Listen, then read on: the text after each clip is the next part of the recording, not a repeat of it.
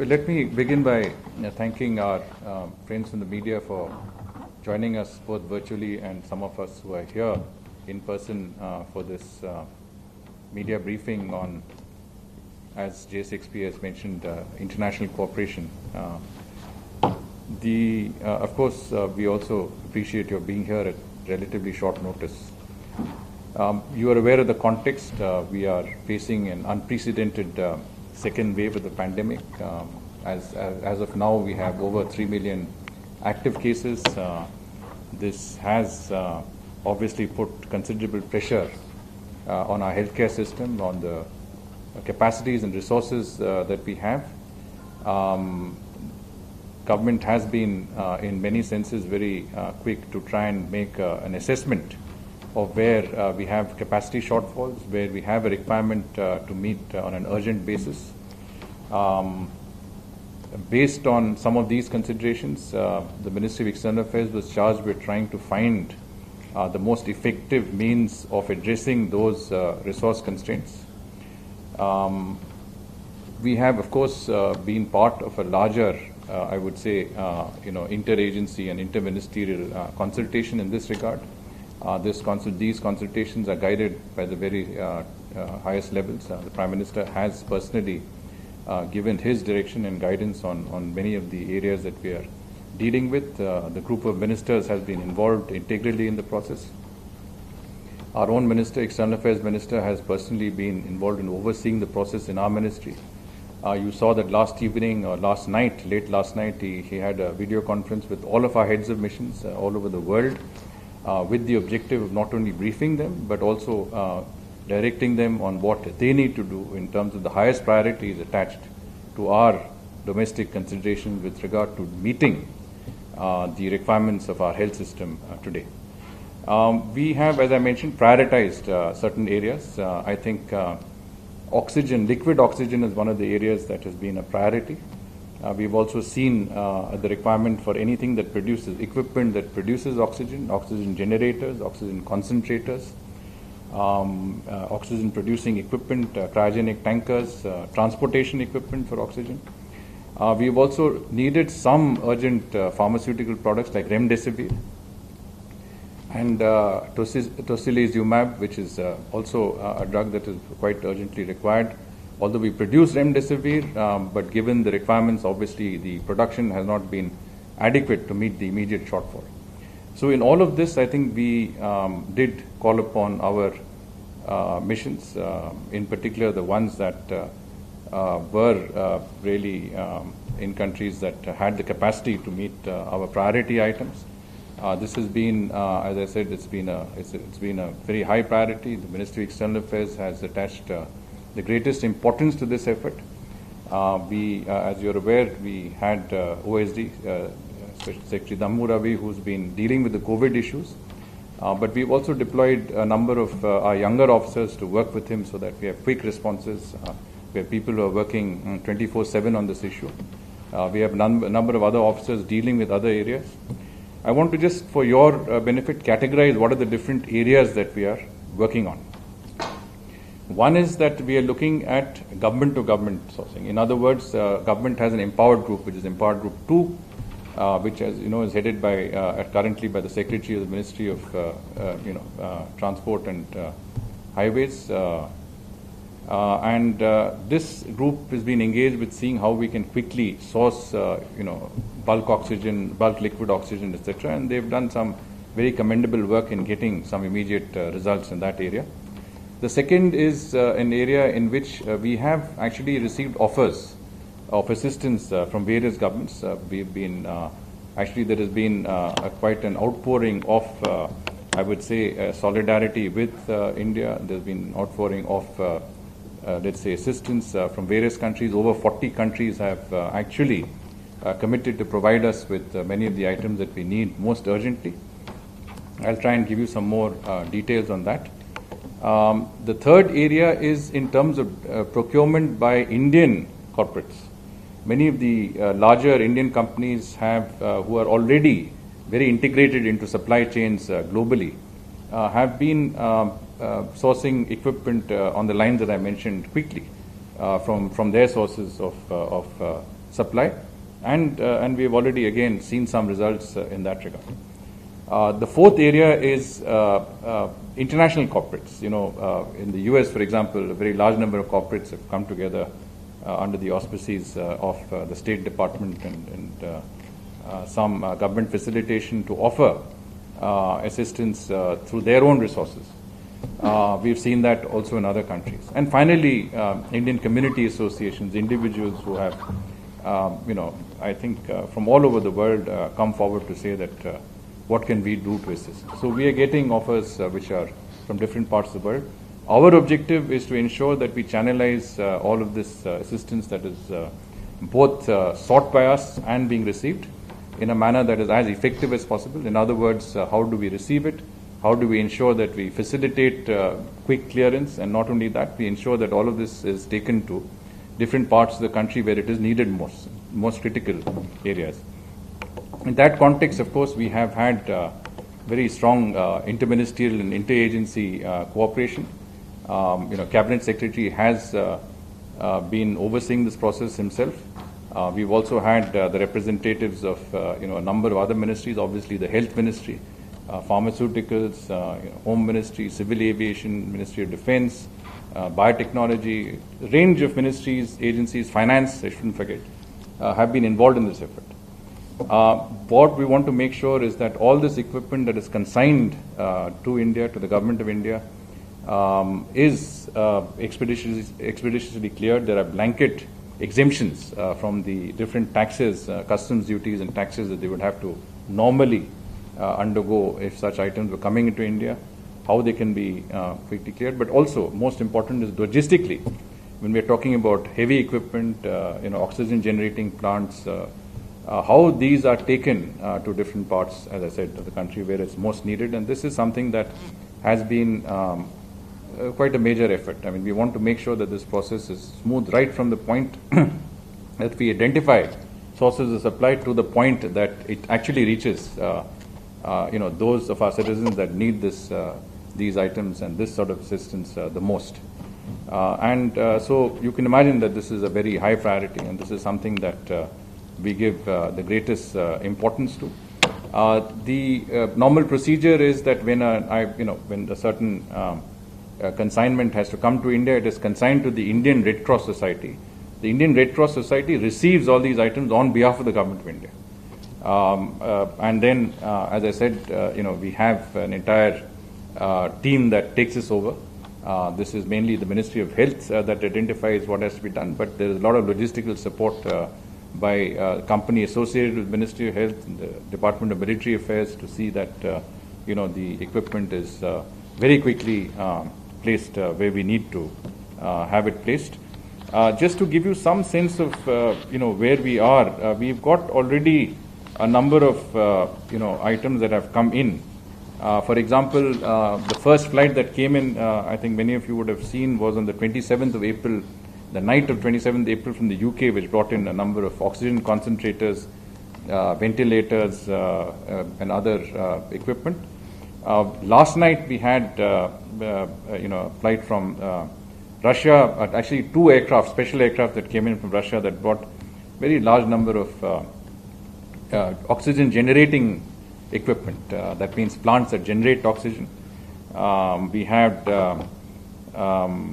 some 20 of those plants. We also have had a lot of ventilators, bedside monitors. Russia also gave us Favipiravir, which is, in some senses, again, antiviral for COVID-19 treatment. We are also expecting tomorrow and over the next couple of days, 3 flights, special flights from the United States. You would have seen that President Biden spoke to Prime Minister. He offered extensive assistance. You would have seen the details of that assistance also from the United States. And of course, that assistance also went into areas like raw materials for our vaccine industry, etc. But the US is going to provide, at an initial basis, at least 3 of these aircraft coming in with much needed oxygen equipment and concentrators, other areas that we need assistance. We will also have, we have a special cargo flight that is arriving tonight, I believe, from UAE, again with ventilators and carrying Favipiravir medicines. Just going back quickly to the US, I talked about the 3 flights that are coming in. The first one, which is tomorrow, 2 flights tomorrow, one in the morning and one in the afternoon. And on the 3rd of May, we will have a 3rd flight. They will carry with them very large number of, as I mentioned to you, oxygen generating equipment. There will also be 2,000 oxygen concentrators, 500 oxygen cylinders, and I would say that capacity to provide 28 million liters of oxygen. Again, very much needed help both in terms of cylinders, in terms of actual oxygen, but also most importantly oxygen generating equipment that is very much needed. We also have a flight from Ireland coming in with 700 concentrators. France has also been very active. I think their flight will also be coming in on Saturday. As I said, over 40 countries, and these are not just developed countries. Our neighbors, Mauritius, Bangladesh, Bhutan, have all come forward to offer assistance in whichever capacity is possible, and we have got a lot of assistance also and commitments of assistance from different parts of the world, from Europe, from the Gulf region, UAE, I mentioned, Bahrain, Qatar, Saudi Arabia, but also Europe and even further parts of the world from Australia, New Zealand, and countries like Guyana, which are located geographically further away. All of this is very important because this has to be coordinated very carefully, and we have to ensure that whatever comes in is something which is not only required by us, obviously, but also is prioritized quickly. This, in a nutshell, is really what we wanted to give you a sense of. If you want an overall sense of what is coming, in terms of oxygen generating plants, we are talking about over 500 plants. In fact, we are talking about close to 550 oxygen generating plants that are going to come in from different sources from all over the world. As I said, it is those that we are purchasing, it is those that are being provided by corporates, by governments, by private individuals, by community associations. It's a mix of all that, but we are looking at over 500 oxygen generating plants coming in the next few days and weeks. We are looking at about over 4,000 oxygen concentrators. That these are very, very essential for what we're doing now. We are looking at over 10,000 oxygen cylinders, which are also in some senses in short supply. 17 oxygen cryogenic tankers, some of which have already come in. You've seen the Air Force has flown in some of these tankers from Thailand, Singapore, etc. And of course, Gilead Sciences has offered us 450,000 doses of remdesivir, very, very essential in today's context. We also have been offered 300,000 doses of Favipiravir, some from Russia, as I mentioned, but also from the UAE and other countries. Tocilizumab is very essential again, very part of our priority list, and we are going to get tocilizumab from Germany, from Switzerland. Roche has also agreed to expedite their raw material, supplies for the production of some of our very essential drugs, and so has Gilead Sciences. So we are also expediting raw material supplies, not only for the production of remdesivir, but also in terms of vaccines. So what I want to say is that all in all, this is very vital part of our, the international cooperation is a vital part of our, meeting and bridging the immediate requirements that we have. Obviously, we are making every effort to step up our own capacities. For example, my colleague, Secretary Pharmaceuticals, told me that we normally manufacture 67,000 doses of remdesivir a day. Our 7 manufacturers of remdesivir that are authorized manufacturers by Gilead Sciences. But the requirement today might be between 2 to 3 lakhs a day. So we have to bridge the gap, and this gap is this is something that our producers are well aware of. They are actually ramping up their production. We've had a meeting which our minister himself took, which the cabinet secretary also took, with all producers, and we find that they are ready to go from 67,000 to 3 lakhs, even 4 lakhs a day. They need the raw material inputs, they need the support, and that is something that is coming in the fullest possible way. We've got all assurances from Gilead, from the US government that whatever requirements are there, we will try and meet it to the best of ability. As you know, we are also in touch with other manufacturers of remdesivir in Egypt, in other parts of the world to see whether we can source this from those countries, and we are working on making sure that those gaps are met. So what we are talking about is short-term gaps. We're not even talking about the medium term. I think by the medium term, our own domestic industry would have been up to the task. You have seen that when we had the first wave, there was a shortage of masks, PPEs, ventilators. In a short while, we went from being net importers to net exporters. Test kits, for example, today we are producing enough test kits for ourselves and different parts of the world. I would say that the same thing will be seen in terms of production of remdesivir, in terms of production of some of the oxygen generating equipment. If you see in oxygen terms also, from our health authorities have made a very detailed presentation where it's very clear that our capacities have been ramped up even in the first few days of the second wave. And we have also diverted oxygen that normally goes to industrial units for medical uses. But there are logistical challenges. Much of the oxygen produced is in the eastern part of the country, whereas demand is primarily in the western and northern parts of our country. So we have to match the supply source with the demand source. We need equipment, transportation equipment to do it, and therefore cryogenic tankers and the Air Force, Indian Air Force has come in terms of making sure that there is enough capacity to do that. I must end our opening remarks by saying that all of our missions and all of our ambassadors have been very receptive, extremely adept in meeting the requirements of the day. We've established contact directly with Gilead, with Roche, with all of the companies that are involved. We're working with governments, we're working with the private sector, we're working with associations, we're working with chambers of commerce. We are giving the topmost priority to meeting our requirements, our immediate requirements in terms of our healthcare facilities in combating the second wave of the COVID-19 pandemic. So if you look at it in the next few days, if you look at the sort of capacities that we'll be creating, we'll be doing a very important role of bridging, by which time domestic capacities would have come into place. In the ministry itself, as I said, we have different teams working on different parts of it. We are very clear that this is the highest priority, and we will work extensively to make sure that the entire cooperation and coordination that we need with all of our partners, international partners, interlocutors all over the world will be smoothly interfaced with our domestic requirements and our domestic ministries and agencies that actually deal with this on the ground. So, for example, if we are getting a generating plant and the need is not in Delhi but in Chhattisgarh or Jharkhand, flight can be sent straight there, and it can be, this equipment can be sent there. So the coordination is very, very minute to minute. It's also anticipatory. If a flight is coming on Saturday, we have already got the entire list. We've got the manifest. We've done all the clearances, the paperwork. Everything should be cleared quickly. We are also anticipating issues. For example, technical issues.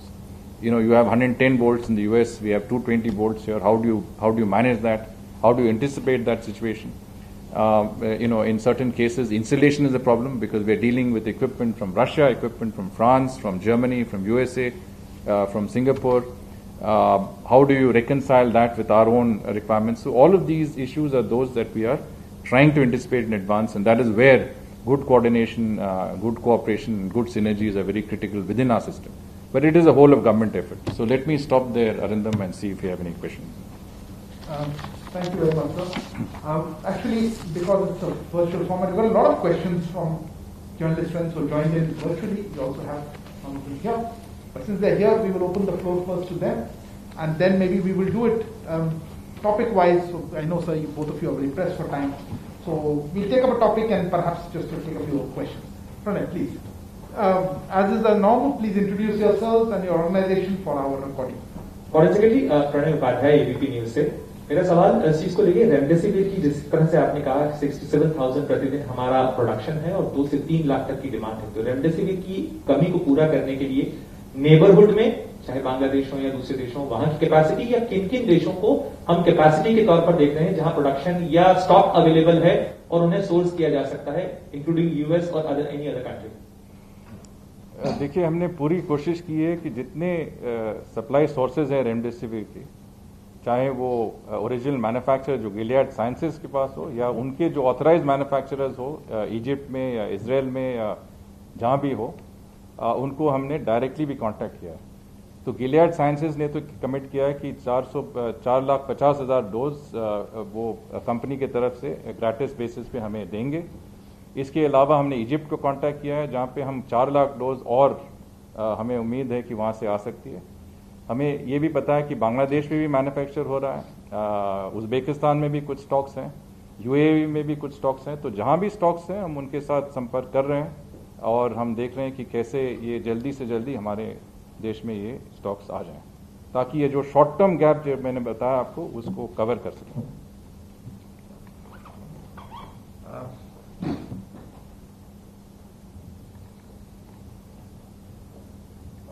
I'm Takesh Nabe from Asahi Shimbun from Japanese media.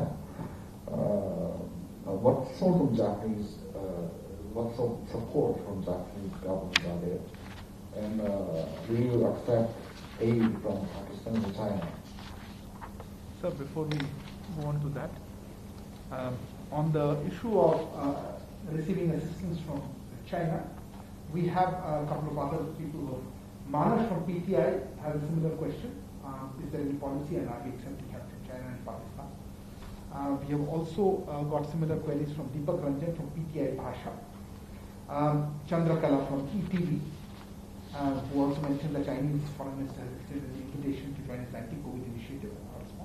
And Gautam Lahi, who has asked whether there is a proposal from China to participate in vaccine cooperation in South Asia. Well, Japan, let me just respond to the question by Rai Shimbun first. Japan has been a very close partner in whatever areas of importance that are there in terms of international cooperation. And we're very happy that Japan has been responsive to many of our requirements. And here, Japan has offered us a number of items, including concentrators, ventilators, and pharmaceutical products. And of course, the means and details of this is yet to be elaborated, but the offer has been made, and I think it should be here quite soon. As far as your other question is concerned, and one that J6P has also alluded to, we know that number of companies in India have been sourcing products. I mentioned to you that companies have also been active in sourcing our priority requirements, be they oxygen generators, concentrators, pharmaceuticals, etc. And some of it is coming from China and is being sourced from China also. Cargo flights are operating, and some of this equipment is coming in, some of it is being sourced. But I think this is part of meeting the requirements from. Meeting requirements in, as I said, in the most effective manner possible. And our missions and posts have been asked to facilitate wherever required. There are issues of transportation. There are issues regarding, the speed at which we can get some of these products. So we are fully engaged in ensuring that many of this equipment and supplies are coming in as fast as possible. Thank you. Yes, please. Hello sir, Neeraj हूँ news 18 India से, network 18 group से। सवाल हमारा ये है कि क्या विदेशों से सहायता लेने में भारत सरकार की नीति में कोई बदलाव हुआ है? और दूसरा सवाल ये है कि कई देशों ने अपने लोगों के लिए ट्रैवल एडवाइजरी जारी की है, अमेरिका, फ्रांस, जर्मनी, इसे आप कैसे देखते हैं? We also have very similar queries, sir. On the flights from Huma from Financial Express, whether the Vande Bharat mission is going on, plans to restart, and from Nainima from the print, what is the status of several air bubble arrangements now that most countries have temporarily stopped taking Indians in their countries. On the change of policy aspects, sir, we have queries from Huma again, I think that's, we had a couple of other queries, I'll come to that, sir, on the same issue of whether the policy, there is policy change on accepting aid from other countries. देखिए, ये जो स्थिति है, ये शायद हमने कभी देखा नहीं है पहले और शायद देखेंगे भी नहीं इसके बाद. It is an unprecedented situation. To respond to that, the questions that have been posed on this, we are dealing with a situation that is quite exceptional. We have certainly prioritized the items that we need. As I said, we are sourcing many of these items from many countries, but many countries have come forward on their own to offer us assistance. And you've seen that in many countries, I think the fact that we have been responsive to their needs when they had the requirement. Keep in mind that the United States, much of Europe, many other countries have had a second, even third wave. So in a certain sense, when we supplied essential pharmaceutical products, whether it is hydroxychloroquine, whether it is paracetamol, or even remdesivir at that time, or we supplied vaccines under our Vaccine Maitri program, there was appreciation that we came to the assistance of other countries in pursuit of what our Prime Minister calls working for the common good, or in our concept of Vasudhaiva Kutumbakam. And today, those countries, if you see what President Biden said, what the United States said, what many Gulf countries have said, many of our other partners have said, we appreciated your assistance. We are today giving you assistance in return. We have given assistance, we are getting assistance. It shows an interdependent world. It shows a world that is working with each other. And I must say here, we have been in the forefront of generating that consciousness that the COVID-19 pandemic is not one that countries should be looking out for themselves only. Very early in the game, Prime Minister has talked about the fact that countries need to come together to cooperate. That is why he initiated the SAARC conference on COVID-19 in March, when this was a very new concept. He then initiated the call for a G20 summit, an extraordinary summit. The G20 has always met for financial or economic reasons, never met for humanitarian circumstances.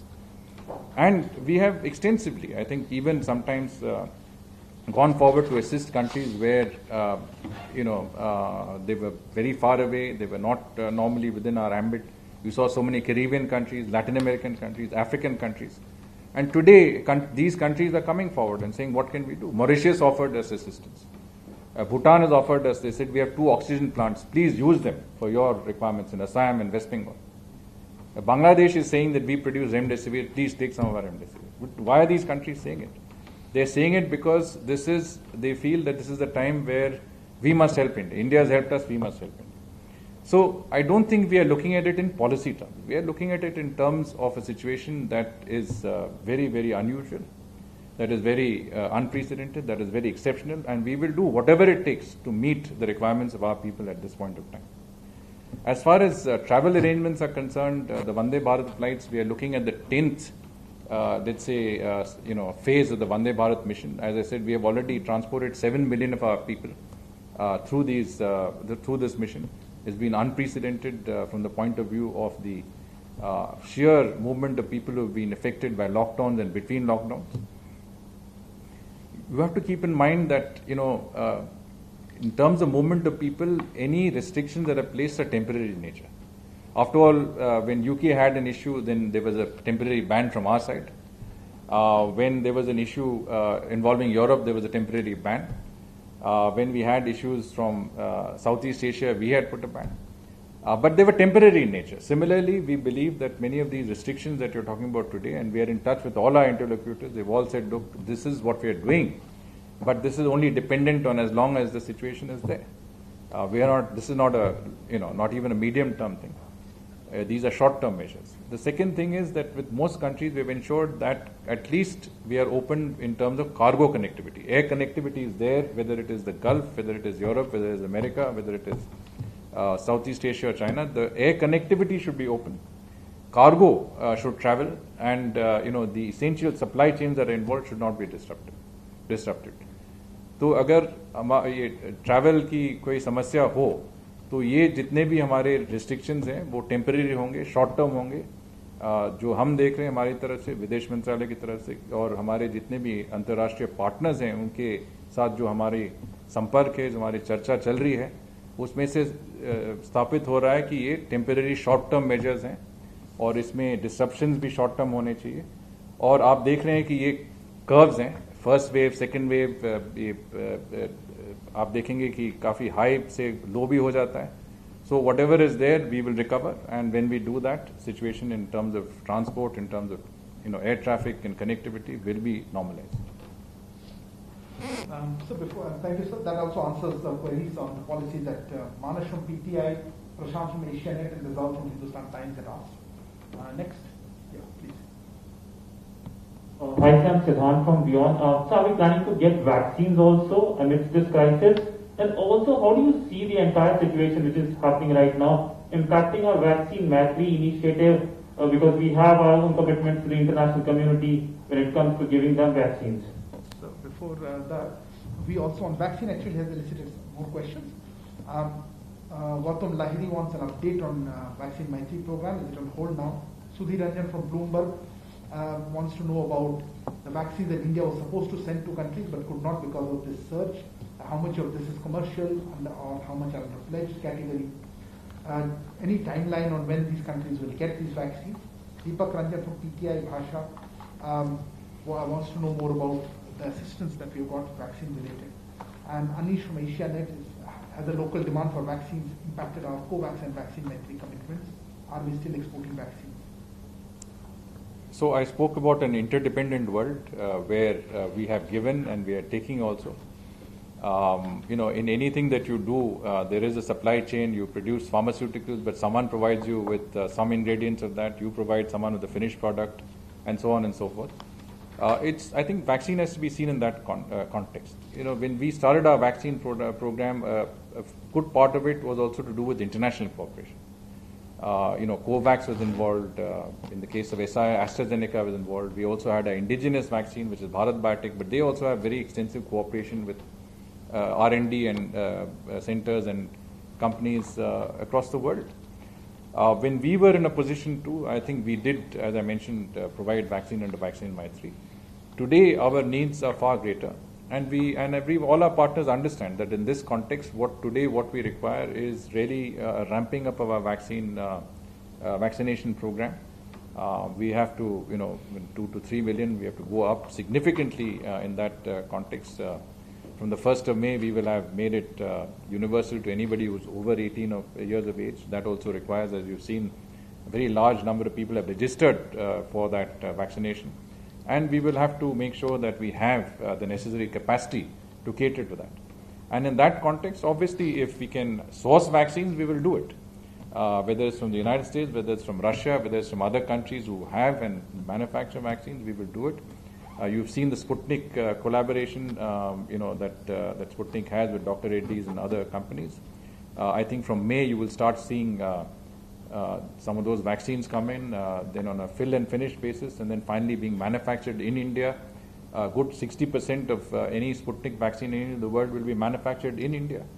But for the time being, I think our requirement is very significant, very, very pressing, and I think whatever we produce and whatever we can get from other manufacturers will be used for our domestic vaccine program. Thank you, sir. That actually your answer also covers a query from Huma from Financial Express, wanted to know when the Russian vaccine will be available. Next, please. Sir, Pradeep Kumar from Business Economics and Samachar Post. Both are English. So what I am asking you, Foreign Secretary sir, Supreme Court and as well as Delhi High Court, the statement which has for the pandemic situation, how do you see that? Any comments from? That is mainly, something that our domestic authorities, in terms of health authorities, will be more competent to respond to. Obviously, whatever judicial and legal related proceedings are there, and whatever is decided by the Honorable Supreme Court and High Courts is something that government is incumbent follow. But I don't want to comment on that simply because I am not competent, and B, probably not adequately informed to be able to do justice to your question. Last question. I have a of questions, but first a clarification. The Secretary Transport and Highways is the person who is handling distribution of the aid that's coming in. Is my understanding correct on that front? No, I clarified that the Empowered Group 2, there are several empowered groups dealing with many of this. There's an empowered group under CEO of Niti Aayog that deals with corporate related cooperation. There is an empowered group 2 which is doing the sourcing. This is a special group that's been constituted of secretaries in which ME is also represented, which looks at where we can immediately buy items that we critically need for our domestic healthcare requirements to deal with the COVID crisis. That is currently being chaired by the Secretary Ministry of Road Transport and Highways. So, that is one aspect of this. Sorry, what was the question? Okay, my questions basically are on the foreign policy front. There are reports suggesting that there has been a shift in foreign policy in India receiving aid. Now, has there been a shift? Secondly, on remdesivir, we're taking remdesivir from various countries. The stockpiles that you mentioned, could they be stockpiles that have been sourced from Pakistan? Could this be a third country transfer to India? So the first question you answered. I've already answered that quite extensively. And remdesivir, as I said, we have in contact with the main manufacturers in Egypt. Gilead itself is guiding us on where we can buy it from, and Gilead, as the parent company, is best placed to tell us where we can source these products from, and we are in close touch with them, and we will garner up whatever resources there are that are available to meet our immediate shortfall in remdesivir requirements. There are no questions further from the floor, but I have two sets of small questions, sir, which have come. One was a lot of interest in what the US support was given. There was talking about raw materials for Covishield manufacturer. This is from Elizabeth from Lightman. But what about Covovax? And supply raw material for that. Has the US government given any specific details about supplying ready-to-use vaccines? That's from Manas from PTI. Deepak Ranjan from PTI Bhasha had a query about the discussions that Honorable Prime Minister had with the President of US and President of Russia recently, and whether issues relating to vaccines as well as other COVID-related assistance was discussed. Nirendra Dev speculates that the delay in US assistance to India is related to our procurement deal with Russia. And also there are some queries about if there's US giving any other assistance. I think some of it is answered, so if you'd like to add anything. I did mention that the Prime Minister had a very good conversation with President Biden of the United States. He also had a very good conversation with President Putin of the Russian Federation. Both very, very critical partners, and both, I think, offered assistance, extensive assistance to India. And I think the question also went into what sort of assistance there was. I'll try and give you some. As I said, from the United States, 28 million liters of oxygen and transport, including 1,100 cylinders in the first shipment. We are talking about 3 aircraft loads of equipment arriving over the next tomorrow and up to 3rd of May. And then subsequently, as and when this is available, we are talking about 2,000 oxygen concentrators. We are talking about 20,000 remdesivir vials. We are talking about rapid diagnostic test kits. We are talking about oxygen generating plants, 17 deployable oxygen generating units, as well as additional units, large scale units that support larger number of patients, field oxygen and field hospitals, mobile field hospitals, and there's a very large list of other items, ventilators, etc.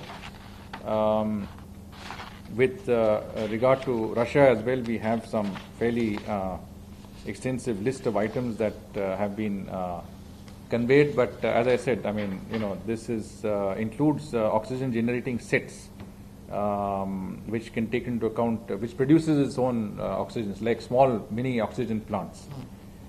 We've got ventilators, bedside monitors, favipiravir. So, I would think that this is something that what we are talking about is in the first instance, and which is something that will be provided as quickly as possible. And again, in the case of Russia, we've already had flights come in, probably have more flights come in. So international partners, whether it is the United States, whether it's Russia, whether it's UK, France, Germany, Southeast Asia, Gulf countries, have been very, very much, and our own neighbors have been extensively, I would say, generous and forthcoming in responding to the situation on their own. As I said, they have offered this assistance on their own, and many of these countries have put it in a context of the assistance that they have received from India in the past, in the first wave of the COVID crisis, and I think there is a certain appreciation for our own, efforts in that regard. And I think if today countries are coming forward so spontaneously to support our efforts, it is also part of our own, I would say, international cooperation and the goodwill, the global goodwill that has been generated over the past year or two, or several years even before that. But I would say that what is important today is that our international partnerships, our global network of friends and partners, the extensive work that has been going on at the highest levels, right down to the basic functional levels, in building bridges, in building partnerships, in creating the sort of goodwill that is important, is I think holding us in good stead today. When we require it, countries are coming forward, organizations are coming forward, corporates are coming forward, individuals are coming forward, and this is something that when we talk about international cooperation, it means all of that, and including what we are doing commercially in terms of supplementing our domestic resources to fight this second wave of the COVID pandemic. Thank you, sir. The final set of questions, and of course you answered a lot of this, sir, so depending on which element. Saurabh Shukla from News Mobile is crediting our vaccine Maitri for the success and that we are getting this. But he's saying, what is our message? What is specific ask that we have from the international community?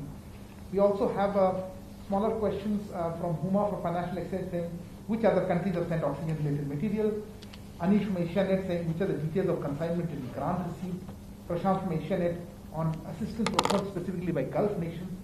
And also Tripti Nath, who is asking about, it's very good that we have all this lending a helping hand, but what are the transparency mechanisms that we have so that this help reaches target beneficiaries in every nook and corner of India? And finally, David Report from The Wire is talking about that some states are hit more than others. Have any country asked for the resources to be directed to specific states, and what is our policy in that situation? And also, are our embassies or missions helping state governments procuring it, or do they have to go through the commercial channels? Well, starting with the vaccine program, the entire vaccine production on a global basis is based on international cooperation. We have been members of COVAX. We've contributed to COVAX. COVAX has also, in some ways, assisted us in our own, R&D efforts in the development of the vaccine industry. And today, if you're looking at, give and take in terms of vaccines, that is a part of that international cooperation. Now, it's very clear that India is a major manufacturer of vaccines. You've seen the Quad partnership on vaccines, in which we are getting funding and support from the United States and Japan for creating additional capacities that could enable both the manufacture and export of vaccines from India into the Indo-Pacific, in particular Southeast Asia. That is going very well. That is a program that I think is proceeding well. It takes a bit of time because creating capacities in vaccines is not an overnight business. It needs a lot of investment. It needs a lot of additional, I would say, both civil works and at the scientific end, a lot of work that has to be done there. But the cooperation is proceeding very well. Without cooperation between us and our major partners in the international vaccine cooperation, whether it's the United States, Japan, whether it's Australia, but also I mentioned Russia and Sputnik, a host of countries that are involved, I think we will not be able to, adequately deal with the COVID crisis. It's only when you create those capacities, when you create the ability to manufacture vaccines that are not only required within our country, but also all over the world, that we will be able to effectively deal with this crisis. And our objective is not only to surmount our requirements here, but also to make sure that we have surpluses at any given time that can be exported. So as we speak, massive additional capacities in vaccines are being created. We've seen that Bharat Biotech is ramping up production. It's going, tripling and quadrupling its production. SIA has very ambitious plans to expand its productions. You've got new vaccines coming into the market, whether it's Sputnik, whether it is other companies that are coming in. And we will, I think, in the next 2 to 3 months, you will see a significant increase in the capacities, a very, very significant increase. So here, I think, is where international cooperation vaccines becomes effective. What I'm trying to say is, without India and without that partnership that we are looking at, meeting the COVID challenge, whether it's in our own country or whether it's all over the world. And what is one lesson that we've got from this is that COVID is not something that you can deal with your country and say, I'm okay. COVID is global in nature. Unless you eradicate COVID all over the world, you're not going to be safe from that. You cannot have islands of, areas which are completely COVID-free and, places which have large incidence of COVID. Cooperation is needed to get rid of COVID on a global basis. So partnership and cooperation is absolutely critical, and that is something we'll do. And the second point which I made earlier is that there are waves. It comes, it peaks, it goes down. In countries, it has had, in all countries, these waves have been very devastating. In our country, because we have a larger population, there's a greater density of population. The impact is obviously felt in a way which is different. But we will also, I think, as in many other countries, have to deal with it through our own resources, and wherever we can, we deal with it through international cooperation. The other questions, I believe, was also the countries that are involved. Just to give you a sense, I've already mentioned some of our partners, but I also mentioned countries like Singapore, Mauritius, UAE, Romania, Bahrain, Uzbekistan, Kuwait, Sweden, Finland, Belgium, Spain, Italy, Netherlands, Poland, Czech Republic, Portugal, Luxembourg, Austria, Denmark, Mexico, Israel, Guyana, Canada, Bangladesh, Bhutan, Switzerland, Vietnam. So what I'm saying is that over 40 countries, a very large number of countries, and all of them are contributing extensively. And this is the larger message. It is not a question of which countries and what contribution. I think what is important is that every country, many countries have come forward on their own and are providing us with that partnership that is in many senses important to us in meeting this current situation. Was there any other part? On the coordination with states and transparency in the issue, it goes to the right people. Well, yes, I think the issue was that what happens when this comes in and how do you decide where it goes and so on and so forth. And this is, of course, the competent authorities, the health ministry, that has a very good idea about where the requirements are greatest. There is a committee that decides about the allocations. What we are trying to do is, and we are also part of that efforts, because we are trying to do is that if certain things come in, we try to make sure that it goes there as quickly as possible. But obviously, the people who deal with the, health infrastructure is best placed to be able to say where the needs are greatest and which states and which areas, parts of the country where requirements are most imminent and pressing. At this point of time, I think the central government is doing much of the sourcing, and central government will make those resources available to the state governments because we are best placed to garner those resources. The MEA has extensive network and through our embassies and through the network of contacts, not just state to state, but with, as I said, corporates, associations, groups, etc. We will do what it takes to get the most effective means and the fastest means of this equipment and get it across to those people who need it most, including many of our states that require these. Thank you, sir. Thank you for sparing your time. That brings us. So I think we close it. Anything additional or which is not covered? No, I want to talk this one. These are the US companies basically.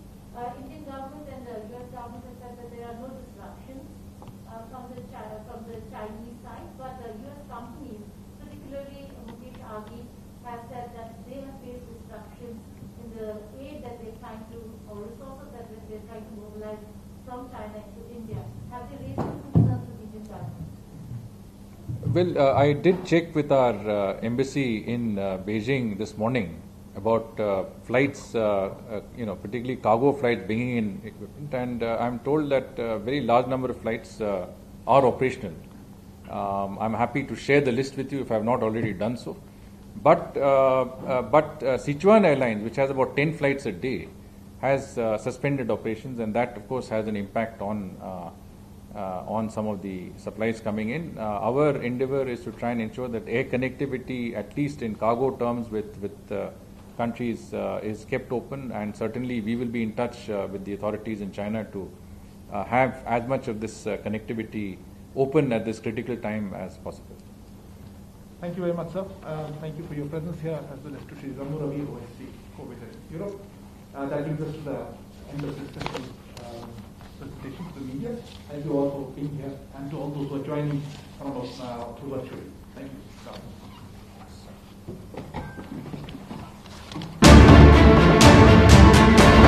बातमी मागची बातमी म्हणजे